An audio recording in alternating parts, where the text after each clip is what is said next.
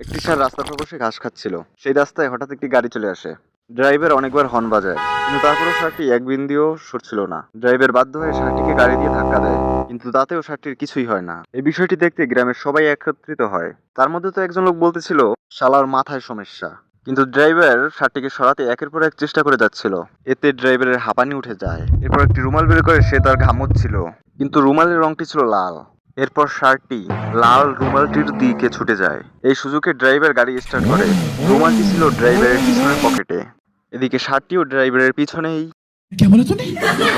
কিন্তু ড্রাইভারটি হঠাৎ দাঁড়িয়ে যাওয়ায় ষাঁড়টির নিশানা বিফল হয়। আবারও হঠাৎই ষাঁড়টি পিছন থেকে আক্রমণ করে, কিন্তু গাড়ির দরজা তার দুটি শিংয়ের মধ্যে আটকে যায়। কিন্তু ড্রাইভার নিজেই আবার ষাঁড়ের শিং থেকে দরজাটা খুলে আনে। গ্রামের সবাই তাকে সাহসী বলে প্রশংসা করছিল। এরপর ড্রাইভারটি আবার রওনা করলো, কিন্তু পিছন থেকে ষাঁড়টি আবার ড্রাইভারটিকে আক্রমণ করার চেষ্টা করলো। কিন্তু ড্রাইভার গাড়ির ধোঁয়া দিয়ে ষাঁড়টিকে আটকে দিল। শেষ পর্যন্ত ষাঁড়টির অবস্থা দেখো তোমরা।